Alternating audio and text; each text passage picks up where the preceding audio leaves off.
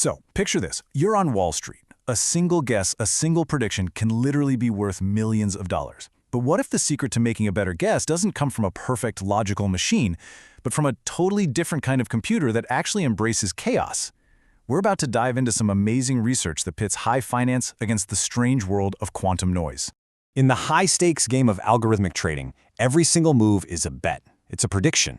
And being right just a tiny fraction of a percent more often than your competition, well, that's the difference between unbelievable profit and total disaster.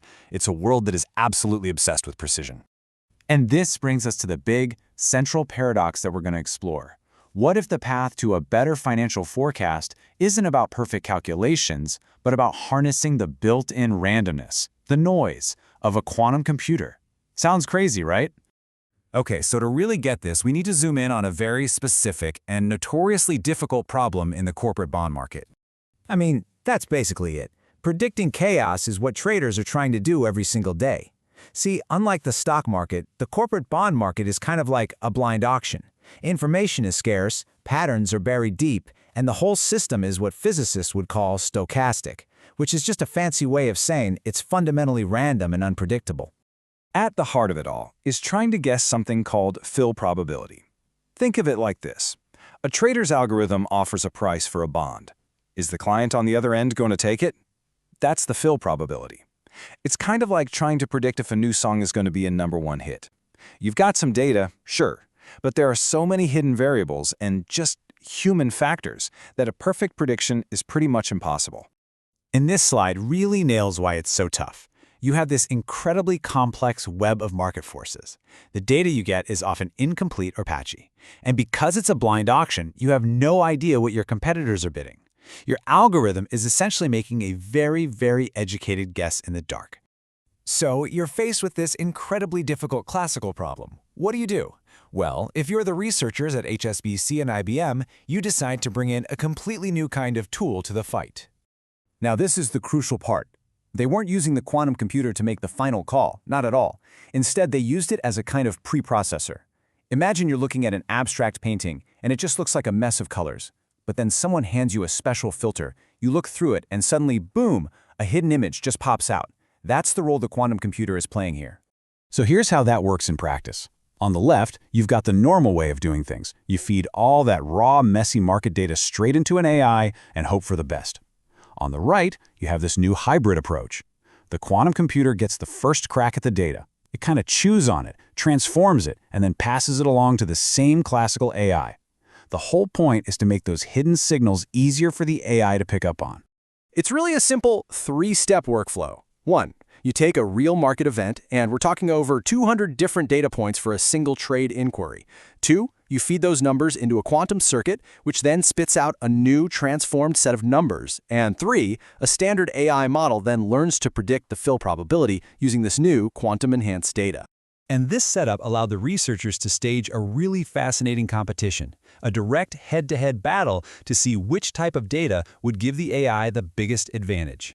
And let's be clear, this wasn't some toy problem in a lab. They used a massive real-world data set straight from HSBC, covering more than a year of trading and thousands of different bonds. I mean, this is as real as it gets. All right, so in the first corner, we have our control group. Let's call it the reigning champion. This AI model only gets to see the raw, untransformed data. This is how things are done today. Its performance is our baseline, the score to beat. In the second corner, we have the theoretical challenger. This AI gets data from a perfect quantum computer simulation that's running on a classical machine.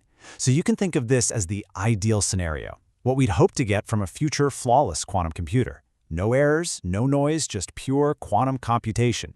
And in the third corner, we have the underdog. This AI model uses data that's been processed by a real, physical IBM quantum processor. Now, today's quantum computers are famously noisy. They have errors, they're imperfect, and they're really sensitive to their environment. And conventional wisdom has always been that this noise is a huge problem that we have to solve. So, the stage is set. We've got the baseline, the perfect ideal, and the noisy reality. The researchers ran the test, and the result was, well, it was not what anyone expected. They used a super rigorous backtesting method. It's very common in the financial industry. to see how well each model could predict the outcomes of 16,000 real trade inquiries that it had never, ever seen before. The AI model that used the data from the real, noisy quantum hardware, it showed a relative performance gain of up to 34% in its predictive accuracy when compared to the model using the original classical data. That is a massive, massive leap in performance. But this chart tells the really interesting part of the story. Okay, so at the bottom, the original data performed the worst. No big surprise.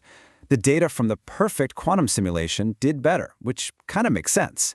But the clear winner, by a really significant margin, was the data that came from the real, noisy, imperfect quantum hardware. The flawed machine beat the perfect one. Just let that sink in for a second. So what is going on here? How could the flawed machine possibly produce a better result than the flawless one? Well, this leads to the most provocative and exciting idea in the entire paper. The researchers' hypothesis is that the noise itself was actually helping. The inherent randomness and errors in the quantum hardware acted as a kind of regularizer, sort of smoothing out the complex data in a way that actually made the hidden signals more prominent for the AI to learn from. And they say it right there in the paper. It suggests that the inherent noise is part of the effect. It's not a bug, it's a feature. The machine's imperfection seems to be precisely what gave it an edge in this specific, noisy financial problem. You know, the implications of this are huge. It suggests that maybe we don't have to wait for perfectly error-corrected quantum computers to get real value. The noisy devices we have right now could already be powerful tools for exploring complex, chaotic systems. It forces us to ask this really fundamental question. In a world full of messy data, could a little bit of computational noise be exactly what we need? And that's a powerful idea to end on. As we build these increasingly complex technologies to try and understand our world, maybe we shouldn't just be looking for perfection. Maybe we should also be looking for the creative potential that's hidden inside their imperfections.